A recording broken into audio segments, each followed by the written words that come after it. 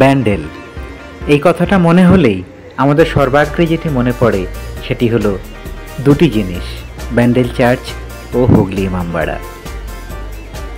ব্যান্ডেল যাওয়ার উদ্দেশ্য নিয়ে আমরা সোদপুর থেকে নৈহাটি গেলাম, নৈহাটি থেকে ব্যান্ডেল যাব, সেটাই আমাদের উদ্দেশ্য। ট্রেন ছাড়লো এবং দুপুর নাগাদ আমরা ব্যান্ডেলে পৌঁছলাম।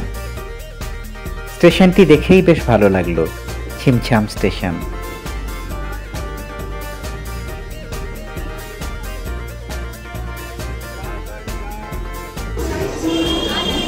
এই আমরা ব্যান্ডেল চার্চ পৌঁছেছি, এখানে ব্যান্ডেল স্টেশন। এখান থেকে আমাদেরকে অটো ধরতে হবে, সামনে থেকে অটো ছাড়ে, অটো ধরে আমাদেরকে ব্যান্ডেল চার্চ যেতে হবে। আমি ব্যান্ডেল স্টেশনটা একটু দেখিয়ে দিই।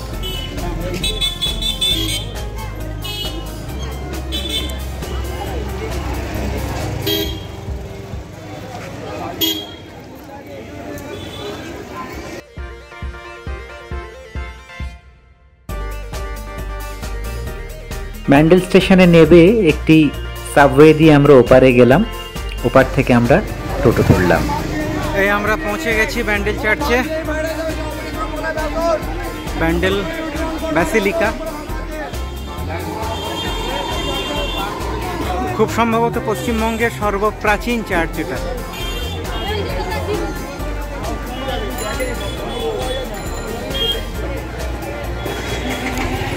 এখানে অটো স্ট্যান্ড, এখান থেকে নেবে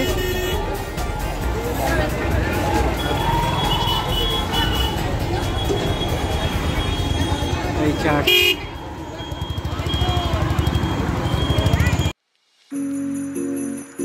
শীতের রোদমাখা দুপুরে ব্যান্ডেল চার্চটি বড় মায়াময় লাগছিল। সেই আমেজ নিয়ে আমরা ধীরে ধীরে চার্চের ভেতরের দিকে যাওয়ার উপক্রম করলাম। ষোড়শ শতাব্দীর মধ্যভাগ থেকে পর্তুগিজরা ব্যান্ডেল শহরটিকে বন্দর হিসেবে ব্যবহার করতে শুরু করে। 1571 খ্রিস্টাব্দে তারা মুঘল সম্রাট আকবরের নিকট থেকে হুগলিতে একটি শহর নির্মাণের অনুমতি পায়। এখানে বসবাস শুরু করলে তাদের পাদ্রীরা স্থানীয় লোকেদের ধর্মান্তরিত করতে শুরু করেন। এদের মধ্যে যেমন স্থানীয় অধিবাসীরা ছিলেন, তেমনি ছিলেন মিশ্র জাতির লোকজনও। 1579 খ্রিস্টাব্দে পর্তুগিজরা হুগলি নদীর তীরে একটি বন্দর ও দুর্গ নির্মাণ করে। পরের বছর ক্যাপ্টেন পেদ্রো তাভারেস সর্বসমক্ষে ক্যাথলিক ধর্ম প্রচার ও গির্জা নির্মাণ করার জন্য সম্রাটের অনুমতি লাভ করেন। এরপর 1599 খ্রিস্টাব্দে ব্যান্ডেল চার্চ নির্মিত হয়। গির্জার সম্মুখে এই জাহাজের মাস্তুলটি রাখা রয়েছে।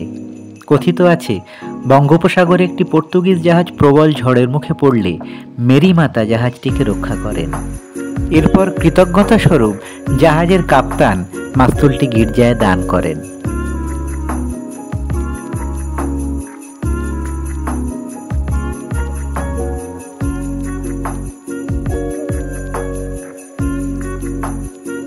গির্জার ভেতরে একটি সুন্দর পার্ক তৈরি হয়েছে।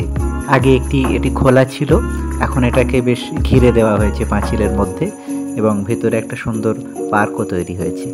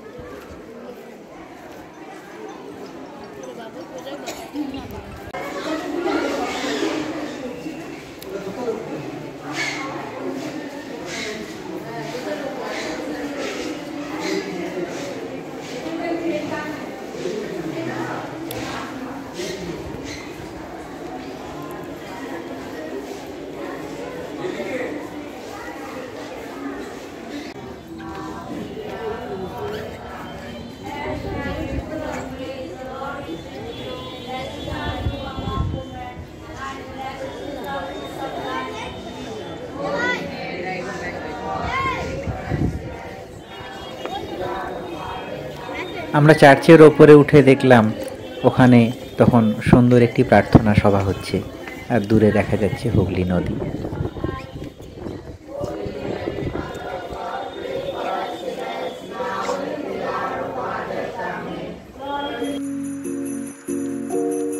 চার্চের ভেতরটাতেও একটা ছোট্ট কম্পাউন্ড আছে, যার ভেতরে বেশ কিছু গাছগাছালি দিয়ে ঘেরা, খুব সুন্দর লাগে।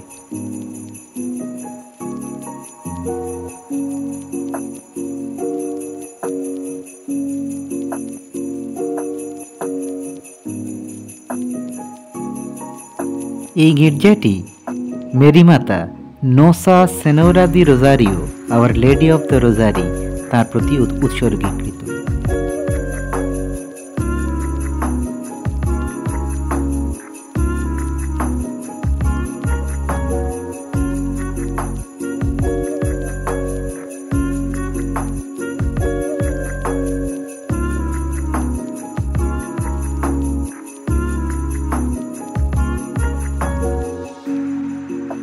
ব্যান্ডেল চার্চের ওপর থেকে বাইরের দৃশ্যটিও বেশ মনোরম।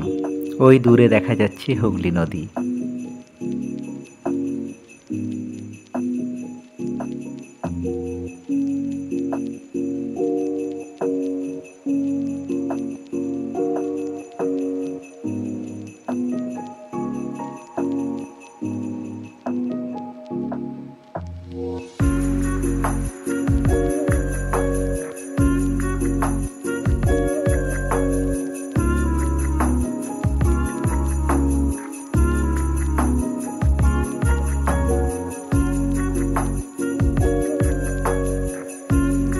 আমরা গির্জার আরেক দিক দিয়ে উঠলাম গির্জার অন্য পাশটি দেখব বলে, যেখানে গিয়ে দেখলাম সবাই প্রার্থনা করছেন মোমবাতি জ্বালিয়ে। এই জায়গাটিও বেশ মনোরম।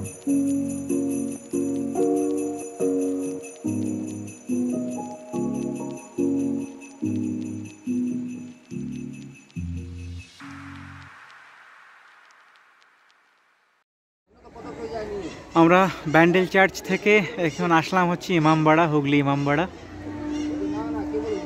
এটাও বেশ পুরনো। টোটো করে ব্যান্ডেল চার্চ থেকে হুগলি ইমামবাড়ায় আসতে সময় লাগলো 10 মিনিট।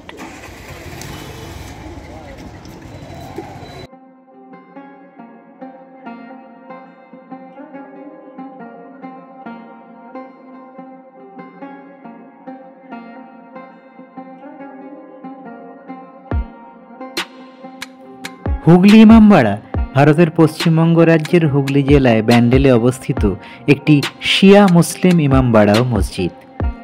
1841 সালে মোহাম্মদ মহসিন ভবনটির নির্মাণ কাজ শুরু করেছিলেন এবং 1861 সালে শেষ করেছিলেন।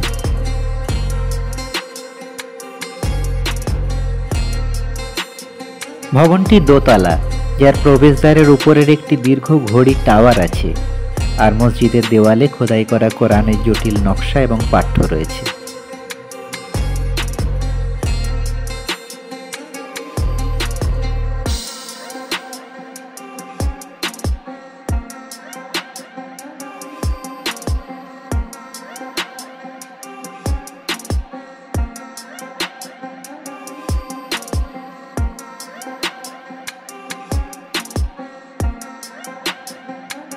ইমামবাড়ার প্রবেশদ্বারের ওপর একটি চূড়া আছে, এর উচ্চতা আনুমানিক 150 ফুট। চূড়াটিতে উঠবার জন্য দুই দিক থেকে সিঁড়ি আছে। এই চূড়ার মাঝখানে একটি বিস্ময়কর ঘড়ি লাগানো আছে। মীর কেরামত আলী 11,721 টাকা দিয়ে বিলেত থেকে কিনেছিলেন এই ঘড়িটি। ঘড়িটিতে সপ্তাহে একদিন দম দিতে হয়। দম দিতে কমপক্ষে 2 জন লোকের প্রয়োজন হয়। দম দেওয়ার জন্য যে চাবিটি ব্যবহৃত হয় তার ওজন প্রায় 20 কিলোগ্রাম। চূড়ার দুই দিকে 2টি ডায়াল আছে এবং ডায়াল দুটিতে একটি সংযুক্ত কাঁটা লাগানো মেশিন রয়েছে, যার দ্বারা এই ঘড়িটি চালিত। ইমামবাড়ার ওপর থেকে দৃশ্যটি অপরূপ সুন্দর। সমগ্র হুগলি নদী এখান থেকে সুন্দর দেখা যায় এবং ব্যান্ডেল শহরেরও বেশ খানিকটা দেখা যায় এই ইমামবাড়ার ওপর থেকে।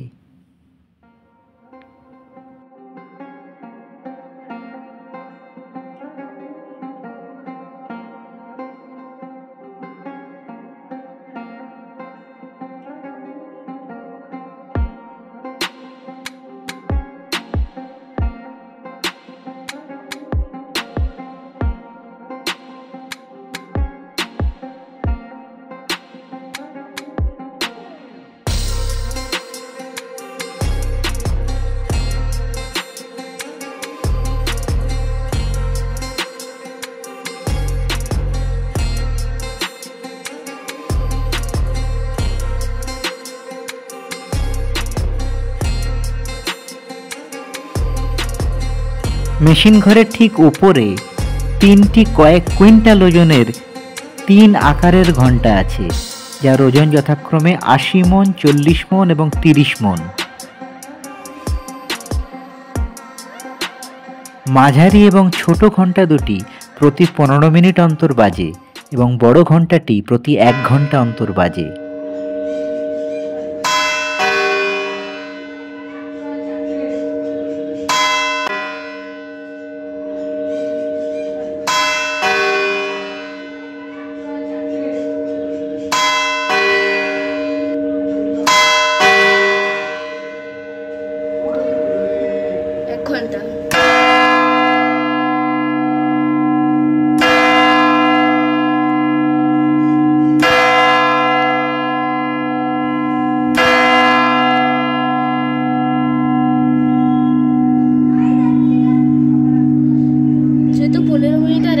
একসাথে শেষ হচ্ছে, সেই জন্য আগে এখানে হলো 15 মিনিটেরটা, তারপরে একই সময় 15 মিনিট শেষ হতেই 1 ঘন্টাটা বাঁচলো।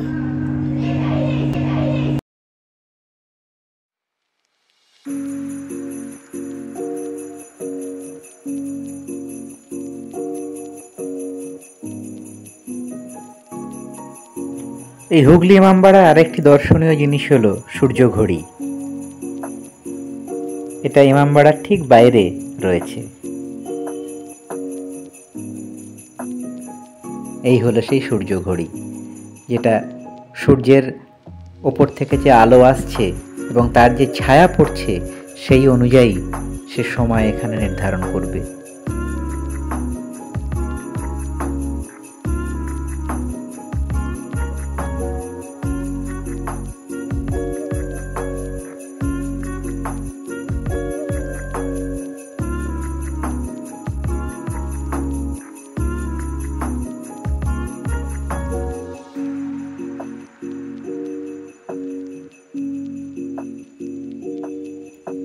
সূর্য ঘড়ি দেখবার পরে দেখলাম বেশ খিদে পেয়েছে এবং ওখানেই দাদা ভাজছিলেন গরম গরম ধনেপাতার বড়া বা পকোড়া।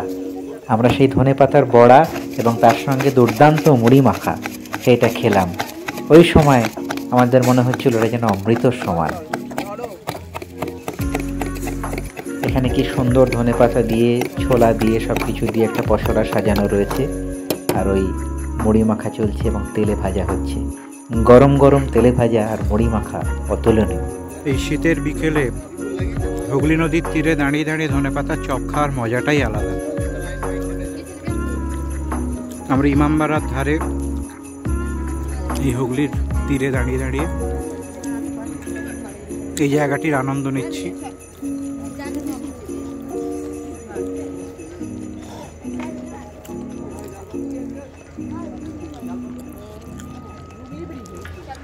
কেমন লাগছে?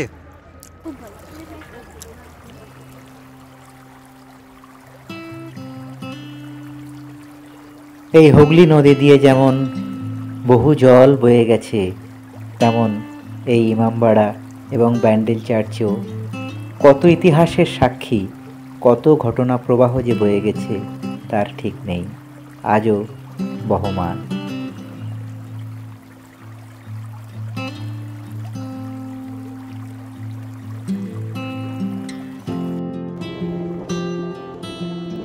পড়ন্ত বিকেলের নরম এই শীতকে গায়ে মেখে আমরা ফিরে চললাম বাড়ির দিকে, একটি সুন্দর স্মৃতি মনে বহন করে।